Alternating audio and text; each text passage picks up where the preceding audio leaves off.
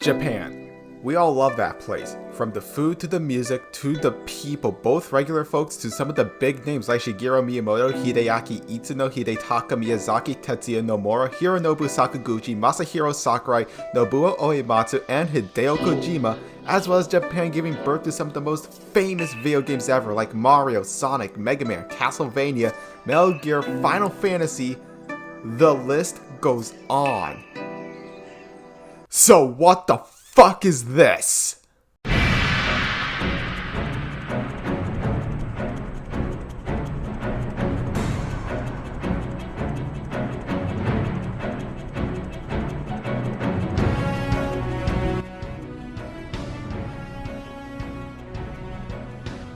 Enjoy the show.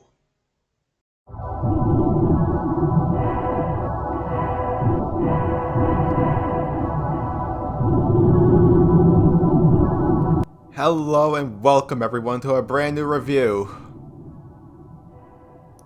I got nothing else to say other than this fucking game.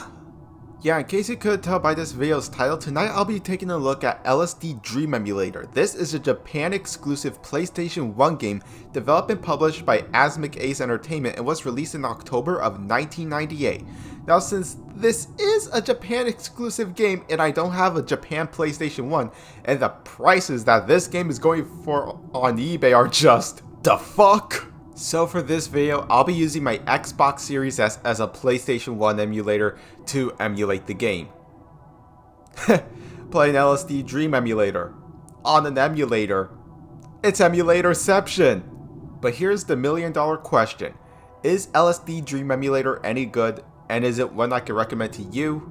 Well, let's strap in, strap on, and feel like we're tripping major balls here. So the plot of Dream Emulator is that there is no story. A game where it makes my work easier by either having very little or no plot at all. Neat. But anyways, I guess I could use this time to discuss how this game came to be. The game's entire concept is actually based on the dream journal from an Asmik Ace employee named Hiroko Nishikawa. I hope I am pronouncing that right. Another reason on how this game was conceived was because of the producer, designer, and composer Osamu Sato, who once made a game released for the classic Mac OS and Windows and was funded by Sony of Japan in 1994 called Eastern Minds, The Lost Souls of Tong Nu, which actually got a few rewards because it was released in the States, and so Sato would use this to source and fund his next project, which would become this. Well, I hope you all enjoyed that little dive into the development history of this game. Hey, I need to fill in the time somehow, but with the development history out of the way this time, let's talk about the gameplay. So the gameplay of LSD has it in control of someone. For the sake of trying to connect this with Nishikawa's journal, I'm going to assume this is supposed to be her. So we take the role of Hiroko Nishikawa, and name of the game is Dream, Explore, Touch Stuff, feel like you're tripping on LSD, get scared shitless, and that's it. It's an exploration based game, so that's basically it. You just explore, though there are numerous different entities that you can encounter, the most famous of which is this guy, Gray Man, or the Shadow Figure. Simply put, there are so many entities in this game, we'll be here all day if I were to list them all out. So back to the gameplay. The way you traverse throughout the dreams is by touching stuff. That's all you have to do. Now sometimes you can be transported to either a dream or a nightmare. It all depends on what the color the flash of light is. So overall the gameplay is okay, I guess. Visually, I'm going to be honest, I think this looks absolutely ass ugly. Yes, even for late PlayStation 1 standards. I know this game is supposed to make you feel like you're on LSD, which is what I think the entire team was on while making this, and it just hurts my eyes and it makes my stomach turn just from looking at it.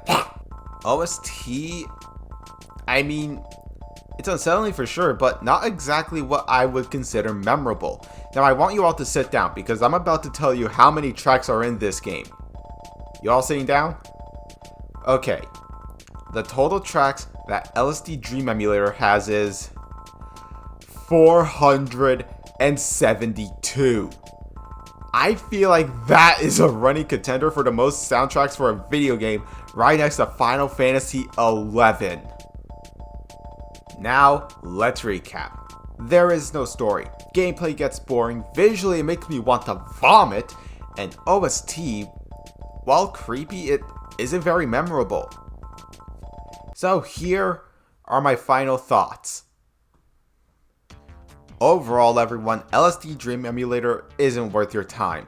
From bland and repetitive gameplay, visuals that will make you feel sick, and an OST not worth a shit, I just suggest you all either play this with friends or on a video call. So overall, I give LSD Dream Emulator my score of a 5 out of 10. But now I want to know from you all. Did you play LSD Dream Emulator? What did you think of it? And is it something you would recommend to a friend? Leave your answers and more down in the comments. Give this video a like if you enjoyed it. And while you're here, consider subscribing and turn on the bell to be notified whenever I make a new video. As always, my social media links are down below. I've been HorrorKid, and I will see you all in the next video. Take care, everybody.